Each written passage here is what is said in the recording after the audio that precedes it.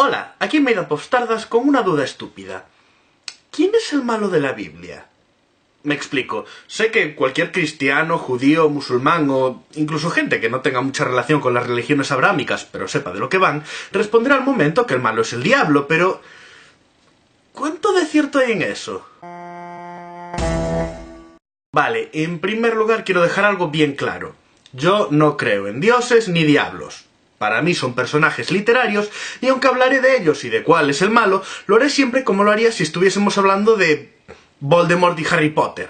No existen, pero se puede discutir acerca de lo que piensas de ellos como personajes en el contexto de las historias en que aparecen. Lo digo porque no faltará el que piense que si no muestro al diablo como el malvado absoluto e indiscutible, soy satánico o algo así. No creo en Satán, así que no puedo ser satánico. Por alguna razón hay un montón de gente que me acusa de serlo solo por decir que soy ateo. Lo cual no tiene ningún sentido, dado que por extensión serlo implica que tampoco creo en seres míticos relacionados con él como ángeles y demonios. Aclarado esto, comencemos. Bien, un día Dios decide crear ángeles para que lo sirvan. Dios es un ser sin necesidades que aunque las tuviese podría satisfacérselas a sí mismo con un solo pensamiento, pero como sus acciones son inescrutables, decide crearse a unos sirvientes con consciencia y deseos propios, pero que estén sujetos por completo a su dominio. Vale, pensemos en eso un rato. Si lo que él quiere son sirvientes, ¿por qué no crear algo más parecido a un robot?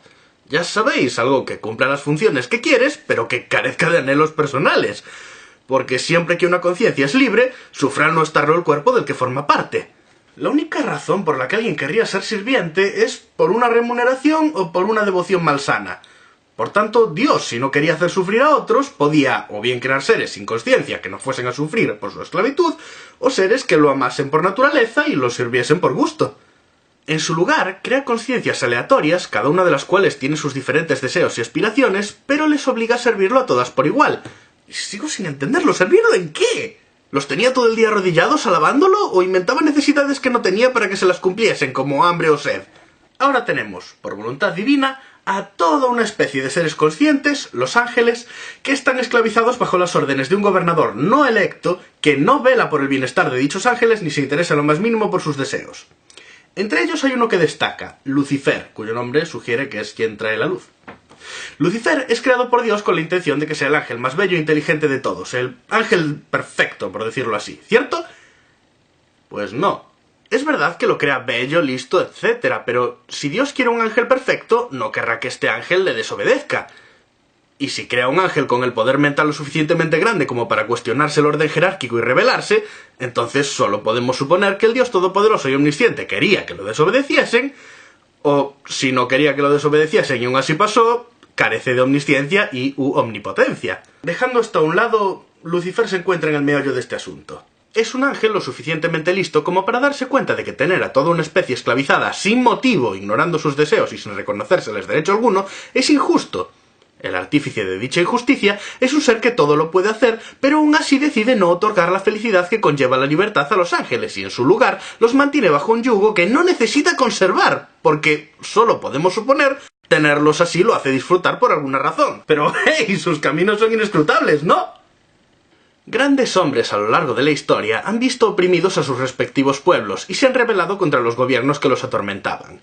Los que han vencido son héroes nacionales, los que no son olvidados o conocidos como delincuentes. En el caso que hoy tratamos, creo que nos encontramos con la segunda opción. Lucifer se rebeló en contra del régimen totalitario y dictatorial de Yahvé para liberar a los suyos de la esclavitud. Evidentemente, muchos ángeles seguirían bajo el mandato de Dios, pues es muy raro que los dictadores sean traicionados por sus ejércitos, aun cuando la desaparición de dicho dictador les pudiese beneficiar. Sin embargo, habría dado lo mismo que todos los ángeles se hubiesen vuelto en su contra, dado que, si Dios es todopoderoso, jamás tuvieron ninguna oportunidad. Yahvé, que es omnisciente, siempre supo que si creaba a los ángeles con consciencia y traía a la existencia a Lucifer, estos se rebelarían, y a pesar de ello, los creó. Siempre supo que si los esclavizaba, terminarían por enfrentarse a él, y sin embargo los esclavizó.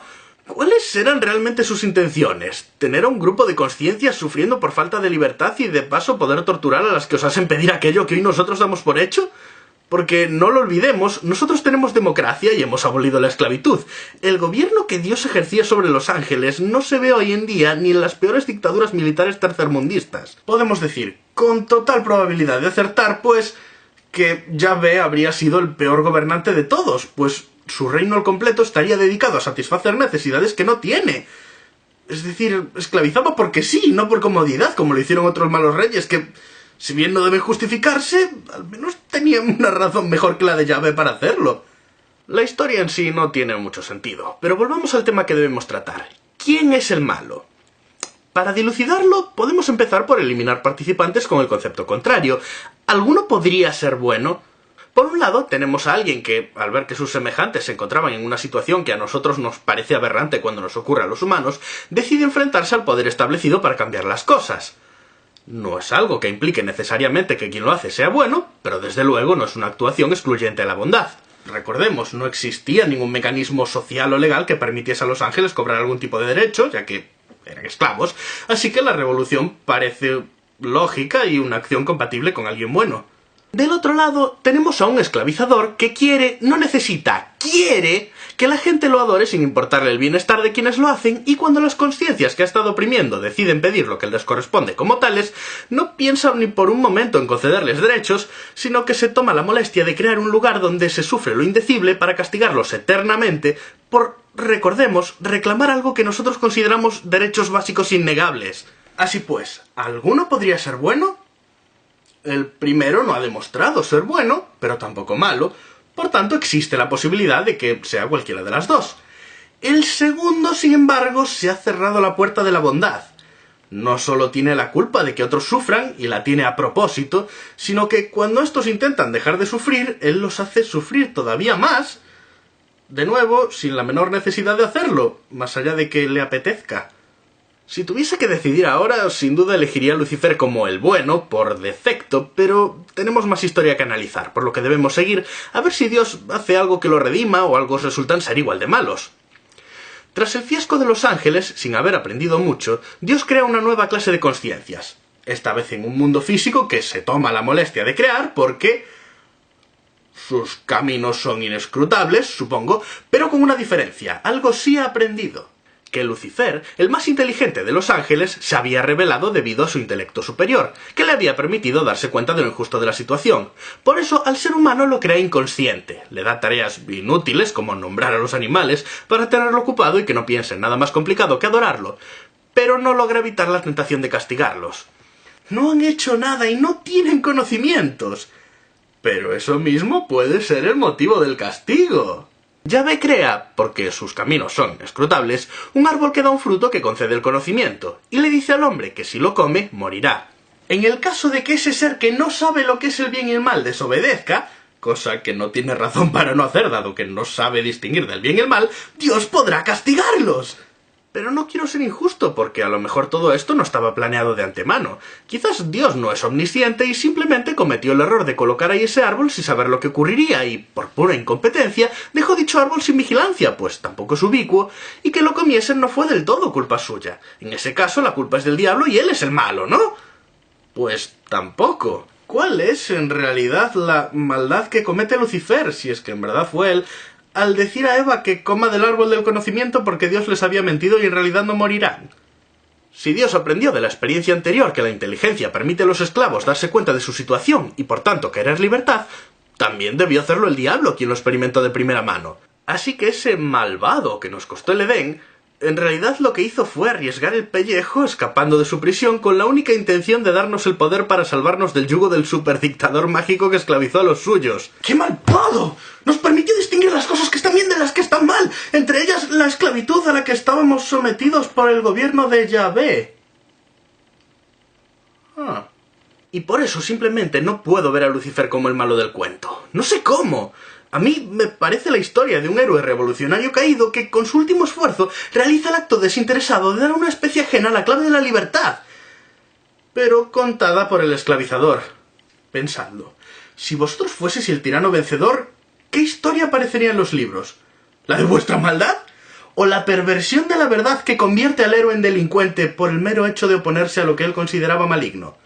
Decídmelo vosotros. ¿Quién es en verdad el malo en esa historia? ¿En serio podéis, luego de lo expuesto, sostener que el malo es Lucifer? Ese personaje que en todo el libro no mata ni a una sola persona y cuyos crímenes son desafiar a un dictador y dar conocimiento a los humanos. Yo diría que el candidato al malo es ese otro que, con total intención y planificación, crea la situación y los componentes que llevan al sufrimiento a miles de millones de conciencias, tanto de forma directa como indirecta. Lo he dicho desde el principio, yo no creo en el diablo ni en Yahvé. Simplemente, cuanto más pienso en la historia, más claro veo cuál de ellos es Harry y cuál Voldemort. Solo que en la Biblia el final de la confrontación es menos feliz. No olvidemos, eso sí, que conceptos como bien y mal tampoco son objetivos, y puede haber gente, y me consta que la hay, que concluye que cualquier cosa que haga o mande Dios es buena por el mero hecho de ser su palabra, con lo que la esclavitud sería buena y el intento de abolirla mala, quedando así los papeles de héroe y villano invertidos. Pero esta reflexión va dirigida a gente capaz de dudar y seguidora de alguna de las morales cercanas al siglo XXI, no a fanáticos. Si alguien lo interpreta de otro modo y quiere decir por qué lo hace, estaré encantado de oír lo que tenga que decir. En cualquier caso, pasadlo bien y recordad, somos polvo de estrellas, demostradlo siendo brillantes.